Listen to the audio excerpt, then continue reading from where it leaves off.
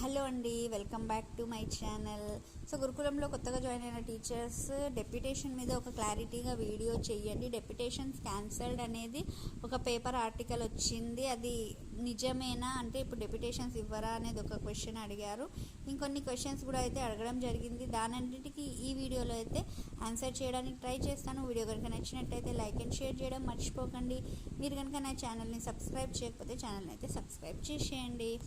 Okay, first thing అండి, deputation.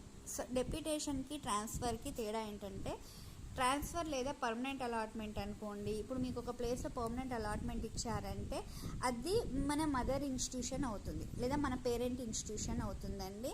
So ఆ parent institution నుంచే మీకు శాలరీ కానీ ఎవ్రీథింగ్ చేయడం జరుగుతుంది.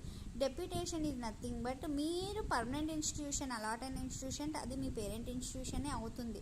కానీ మీరు ఆన్ డ్యూటీ మీద అంటే టెంపరీగా ఒక ఇన్స్టిట్యూషన్కి వెళ్ళడాన్ని డెప్యుటేషన్ అని అనడం అయితే జరుగుతుంది, లేదా ఆన్ డ్యూటీలో వర్క్ చేయడానికైతే చేయవచ్చు. సో డెప్యుటేషన్స్ క్యాన్సల్ అనే ఒక సర్క్యులర్ వచ్చింది, మీరు అది చూడొచ్చు కూడా.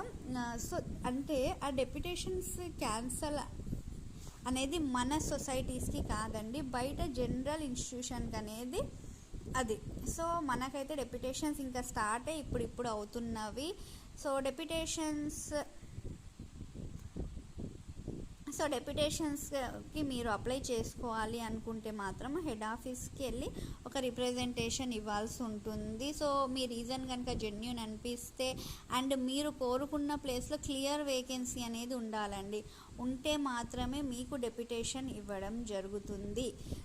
సో ఓకేనా. సో డెప్యుటేషన్స్ అనేవి ఏ క్షణానైనా క్యాన్సిల్ కావచ్చు. నేను ఆల్రెడీ చెప్పాను కదా, అది పర్మనెంట్ కాదు. డెప్యుటేషన్ అంటే you are working on duty basis. So అది టెంపరీ బేస్ మీద మీ ఇష్యూస్ని కన్సర్న్లో ఉంచుకొని, ఫర్ ఎగ్జాంపుల్ స్పౌస్ కేసు ఉంటుంది, కొంతమంది విడోస్కి, కొంతమంది ఫిజికల్లీ హ్యాండిక్యాప్డ్ క్యాండిడేట్స్ ఉంటారు. సో ఇలాంటి కొంతమంది ఫీడింగ్ మదర్స్ ఉంటారు. ఇలాంటి కేసెస్లో మాత్రమే డెప్యుటేషన్స్ అనేవి కన్సిడర్ చేయడం జరుగుతుంది.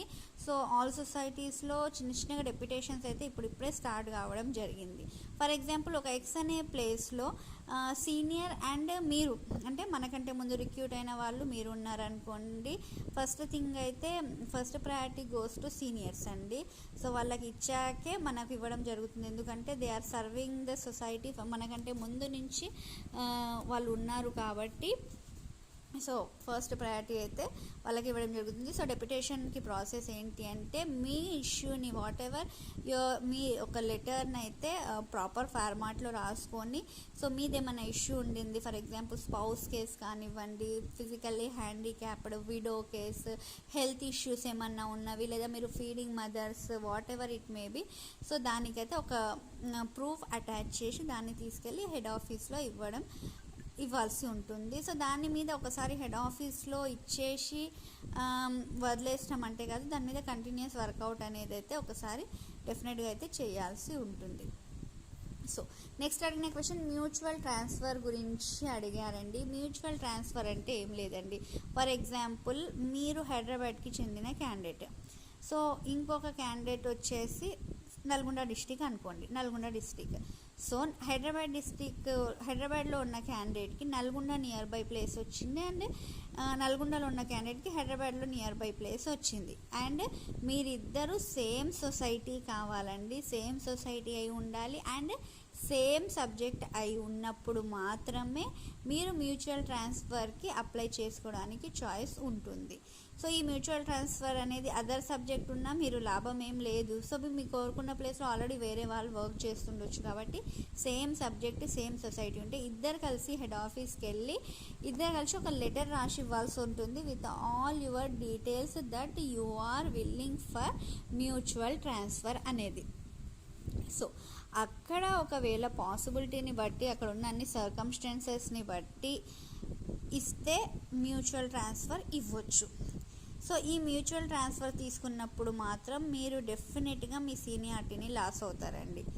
సో ఇది మాత్రం గుర్తుపెట్టుకోండి, మ్యూచువల్ ట్రాన్స్ఫర్ విషయంలో you will definitely lose your seniority.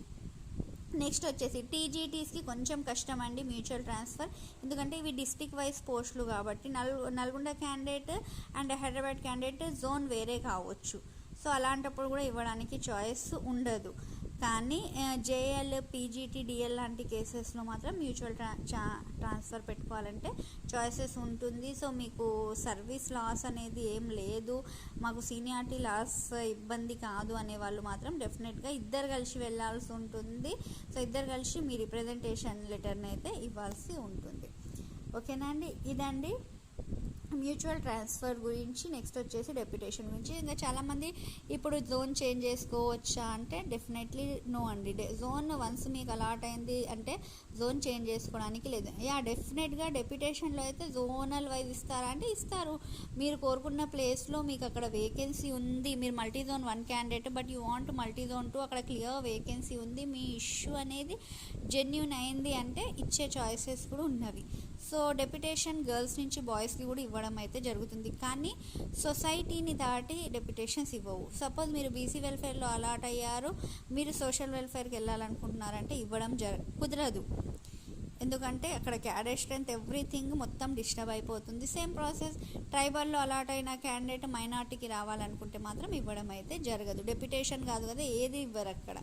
ఓకేనా అండి.